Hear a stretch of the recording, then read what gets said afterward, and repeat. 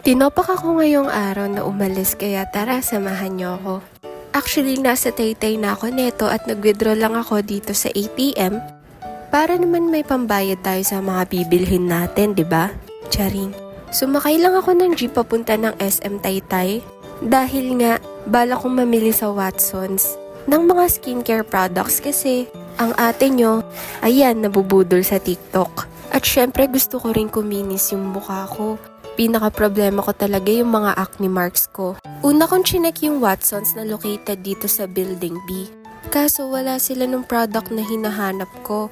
Kaya tumawid ako sa Building A dahil meron ding Watsons dito na mas malaki. Actually, ito yung pinakaunang Watsons dito sa SM Taytay. Almost kompleto din naman yung mga products dito pero pagkakita ko, itong product lang na hinahanap ko ang may available sila. Wala yung iba. Kaya sabi sa akin ng sales lady, pumunta daw ako sa department store dahil doon kompleto din. Mga Lux Organics products pala yung hinahanap ko. Pag pumapasok talaga ako sa mga department store, una kong pinupuntahan yung mga sapatos. Kasi trip na trip ko talaga yung mga high heels. At ito nga, nakita ko yung Barbie. Ay be, sobrang fan ako ng Barbie. Tapos ang gaganda ng mga sapatos na available sila. Sana lang may pambili ako kaso wali. Pero mura sila ha. Since nasa second floor ako, bumaba ako dito sa ground floor. Kasi nga dito located yung mga skincare. At finally, nakita ko na yung hinahanap ko. Sana lang talaga effective tong mga to sa akin. Kasi may trauma na talaga ako sa pagtatry ng mga products. Lagi ako nagbe-breakout. Kukunin ko din sana tong lotion. Kasi palagi yung sold out sa TikTok. Kaso wala na akong budget. Kaya next time na lang siguro. May lotion pa naman ako sa bahay. Ito lahat na napamili ko. Yan ang total. Medyo masakit na yan para sa akin ha. Ang mahal be. Kaya sana umepek talaga yan sa akin. Mabas na rin ako at nagutom ako. Kaya bumili ako netong original Sans Rival sa brownies na worth 65 pesos. At ice cream lover din ako mga B. Every time na malungkot ako, bibili lang ako ng ice cream, charot. At ayan yung order ko. Medium size na Rocky Road at pina-add ko ng cheesecake. B, ayoko nawawala ang cheesecake sa DQ ko. Kimi, pumesto na nga ako dito sa food court. Dito lang sa sulok para makapag-video ko kasi masyado pa akong mahiyain. Grabe itong Sans Rival, sobrang lambot at sobrang sarap.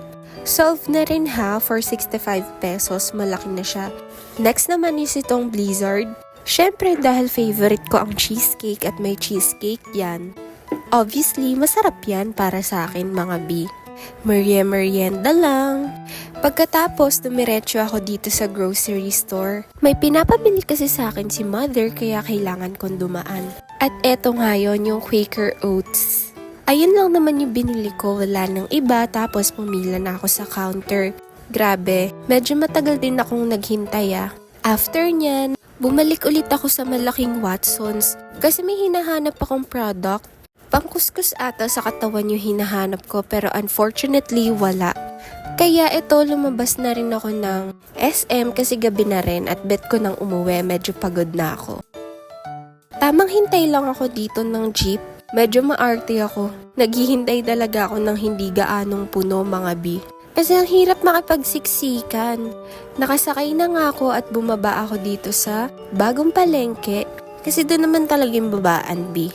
Tamang lakad lang, papunta sa terminal ng tricycle.